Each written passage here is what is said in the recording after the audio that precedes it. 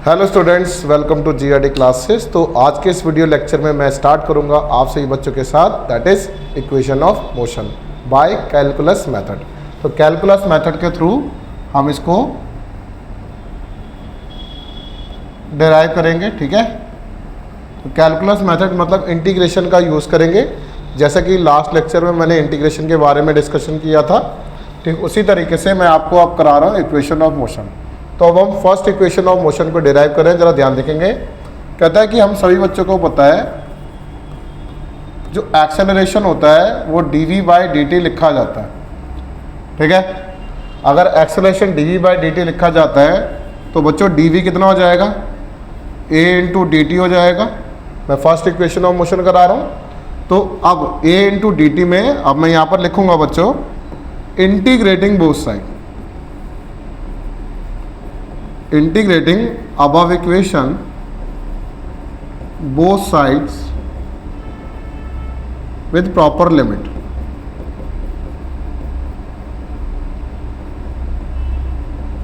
ठीक है।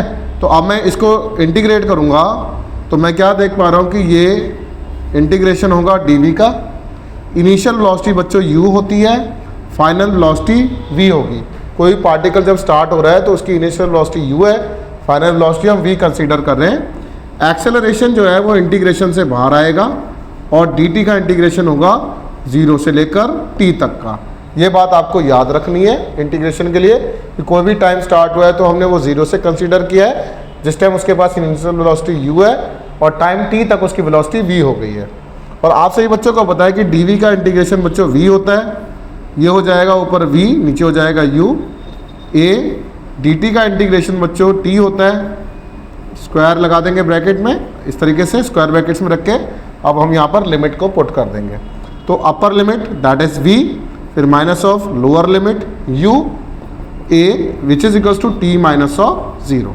अपर limit minus of lower limit, ये हो जाएगा v minus of u which is equals to at और v equals to u plus at हमारा रिलेशन निकलता है, that is first equation of motion. I hope कि ये मेथड आपको क्लियर है। अब second equation of motion, second equation of motion में हमें पता है कि s equals to ut plus half at square होता है। तो उसको डिराइव कर रहे हैं कैसे, जरा देखिए। कहता है कि वी नो दैट की जो वेलोसिटी है वो dx बाय dt होता है।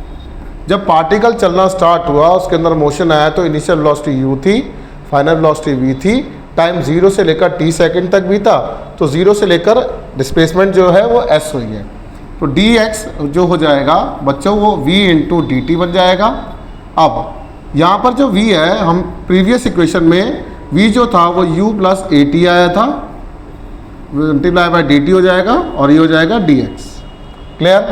अब मैं इसको अंदर मल्टीप्लाई कर देता हूँ तो ये u dt बन जाएगा और at dt बन जाएगा और ये बन जाएगा dx।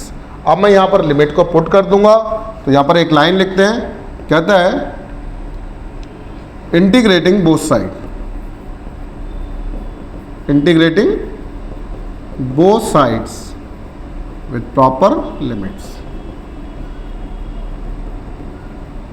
ठीक है। तो अब यहाँ dx का इंटीग्रेशन 0 से लेकर s जाएगा, u कांस्टेंट है, बाहर आ जाएगा, dt टाइम 0 से t बनेगा, a बाहर आ जाएगा, t dt का इंटीग्रेशन होगा 0 से लेकर t तक।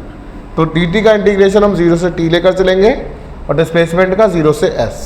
अगर यहाँ तक क्लियर होता है तो बच्चों dx का इंटीग्रेशन x बनेगा 0 से लेकर s, u dt का इंटीग्रेशन बच्चों t बनेगा 0 से लेकर t, ये बाहर आ जाएगा और t dt का इंटीग्रेशन जो होगा वो t स्क्वायर बाय 2 बनता है। क्यों बनता है?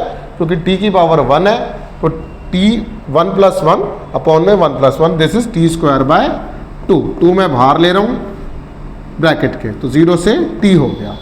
अब सेम वही upper limit minus of lower limit, तो you can write s minus of 0, इस x की जगह पुट किया है, u t minus of 0 plus half a, ये हो जाएगा t स्क्वायर माइनस ऑफ 0 का स्क्वायर। और इसी तरीके से आपका आंसर बन जाएगा that is S equals to U T plus में half a T square which is our second equation of motion. I hope कि आपको ये वाला पैटर्न बिल्कुल क्लियर है। एक बार मेरी रिक्वेस्ट है साथ साथ में इसको नोट डाउन भी करते रहिए। अब थर्ड इक्वेशन ऑफ मोशन करते हैं। तो थर्ड इक्वेशन ऑफ मोशन में हम यूज़ करेंगे बच्चों, एक्सेलरेशन जो है वो डी बाय डी टी होता है, दैट इज इंस्टेंटेनियस एक्सेलरेशन का फॉर्मूला बनता है ना। अब इसको मैं डी टी को इधर ले जाता हूँ लेफ्ट डायरेक्शन में, तो ये दोबारा फर्स्ट इक्वेशन ऑफ मोशन बन जाएगी। तो मुझे कुछ इस तरीके से काम करना है कि ये थर्ड इक्वेशन ऑफ मोशन बन जाए। तो अब मैंने क्या करा, यहाँ पर multiply and divided by D x upon D x कर दिया आर एच एस को। ऐसा करने से क्या होगा, ये D X by D T बन जाएगा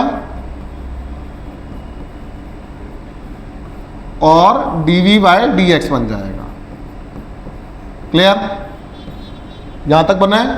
अब D X by D T बच्चों वेलोसिटी बनेगा इंस्टेंटेनियस, और ये बन जाएगा D V by D X. I hope कि ये वाला स्टेप आप सही बच्चों को क्लियर है।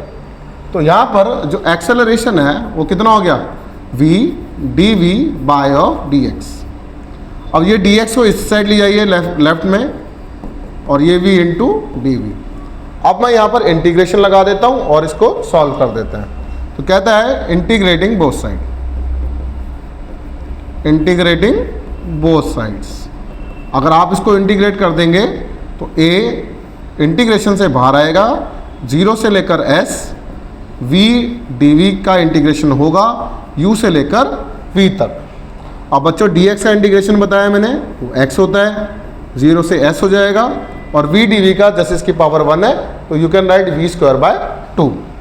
तो ये v स्क्वायर बाय 2 बन जाएगा, और v ये u, बेटा ये हो जाएगा a s माइनस ऑफ 0, 1 बाय 2 बाहर आ जाएगा, v square minus of u square, upper limit minus of lower limit.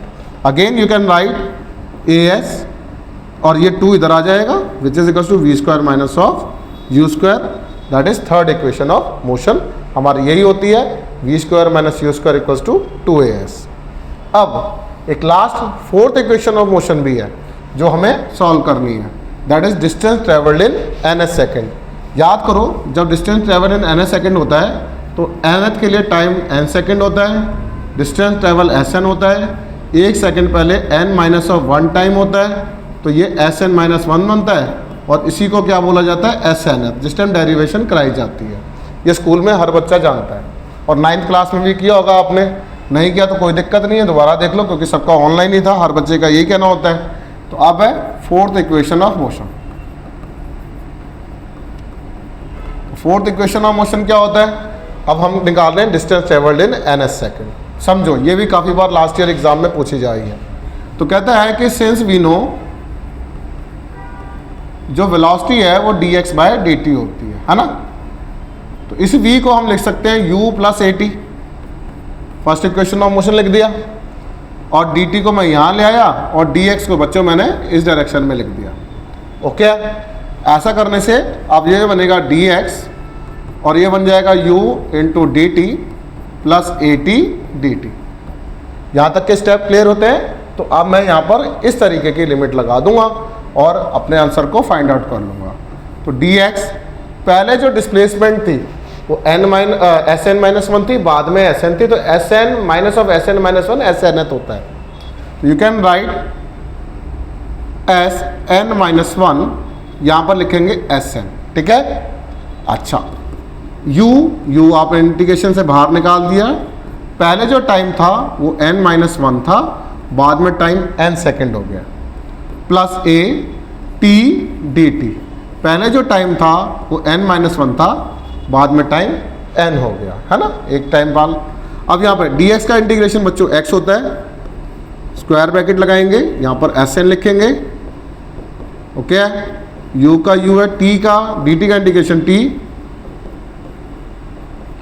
ये बन जाएगा बच्चों T square by 2। T square by 2 मैंने बाहर निकाल लिया, n माइनस ऑफ 1। अब यहाँ अपर लिमिट है sn, इसी x की जगह पुट कर देंगे, लोअर लिमिट माइनस लगा के sn minus of 1, u n minus of n minus of 1 plus a by 2 A upper limit minus of lower limit हो जाएगी। ठीक है, अगर आप इस तरीके से कर पा रहे हैं तो इसी चीज़ को क्या बोला जाता है, S N H, that is distance travelled in N H second. अब इसको ओपन करेंगे तो u n minus of n plus of 1 plus a by 2 ये हो जाएगा। अब इसके जब ब्रैकेट ओपन करेंगे तो पहले अभी ओपन करने से पहले a square plus of b square minus of 2ab। ठीक है, अब एक स्टेप में यहाँ पर हो जाएगा u, क्योंकि यहाँ पे 1 बचा, प्लस a बाई 2। अब ये इसके साइन चेंज हो जाएंगे। ओके, अब ये कट आउट हो जाएगा, तो that is S N H की वैल्यू आ गई। एस एन एच कितना हो गया बच्चों, u plus a by 2n minus of 1 which is our required result. तो आई रिक्वेस्ट कि ये सारा पार्ट चारों इक्वेशन ऑफ मोशन आपको ढंग से 3 बार लिख के प्रैक्टिस कर लीजिए। काफ़ी बार एग्जाम में पूछा जाता है। Thank you very much.